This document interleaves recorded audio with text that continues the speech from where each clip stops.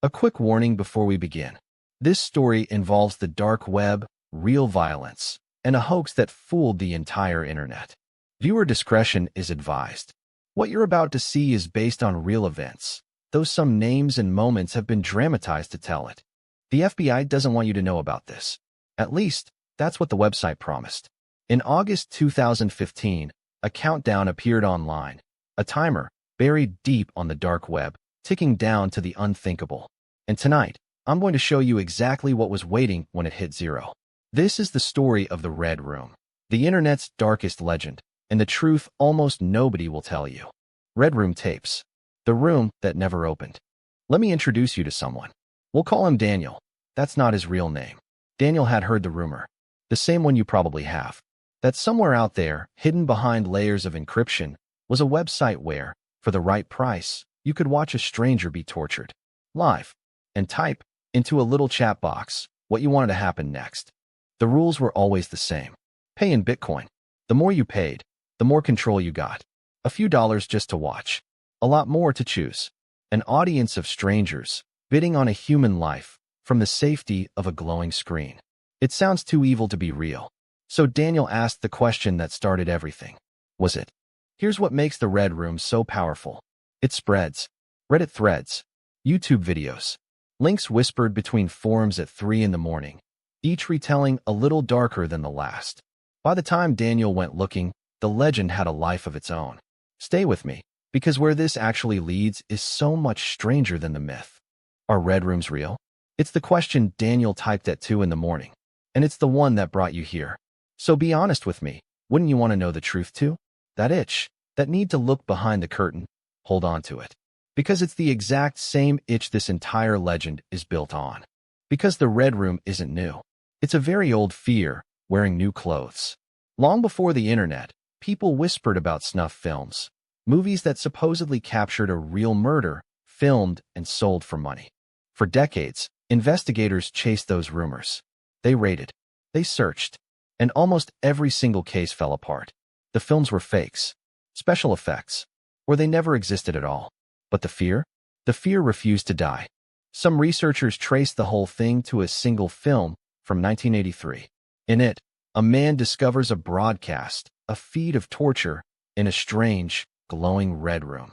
And slowly, he loses his grip on what's real. Sound familiar? The Red Room may have started as fiction. We just forgot to put it back. Which brings us back to that countdown. The summer of 2015. An advertisement starts spreading across the dark web. It claims captured fighters will be tortured, humiliated, executed, live. And you? You can pay to take part. And this is where it gets strange. The site promised games. It promised the first hour would be, I am not making this up, family-friendly, before it turned violent. It read less like a war crime, and more like a theme park brochure written by something that didn't quite understand people. Daniel stared at the screen. The timer was real. The Bitcoin address was real.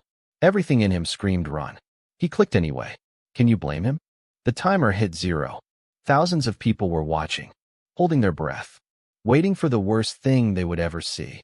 And then, nothing. No live stream. No prisoners. Just a crude troll video and a fake notice dressed up to look like the FBI had seized the site.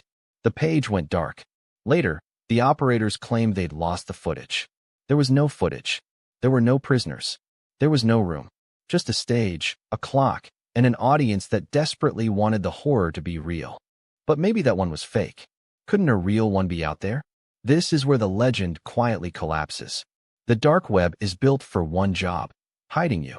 Your connection gets bounced through layers of encryption, through relays scattered across the entire planet. And that protection has a price. Speed. It's slow. Painfully slow. Sometimes slower than dial-up from the 90s.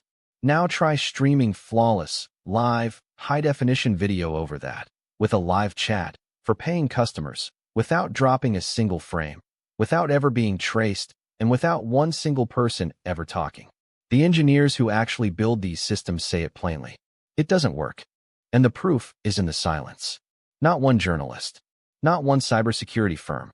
Not one law enforcement agency on Earth has ever produced a single verified Red Room. After years of looking, after thousands of tips, nothing that holds up. So what did Daniel actually find? What does anyone find? Scams. A dramatic site. A countdown. A Bitcoin address. You pay to enter, and the site vanishes with your money. The horror show was always your own wallet. Shock sites with old, recycled footage. Dead links that lead nowhere. And the darker the legend grows, the more scammers spin up fakes to cash in on people exactly like Daniel. So the most likely ending to this story isn't witnessing a crime. It's becoming the victim of one. Getting robbed, getting your device hijacked, or walking straight into a trap set by police, watching that exact bait. And I won't lie to you to make this neater. Real evil does exist in the hidden corners of the internet. Crimes that were recorded, sold, and then hunted down and punished. But a live, pay-per-view audience event? That part, the part everyone is searching for, no one has ever found. So why won't this story die? Maybe because it was never really about the dark web at all. It's a campfire story for the age of the internet. And like every great campfire story, the fear it feeds on is real, even when the room is empty. It asks the one question we can't stop poking at. What would people do if no one was watching?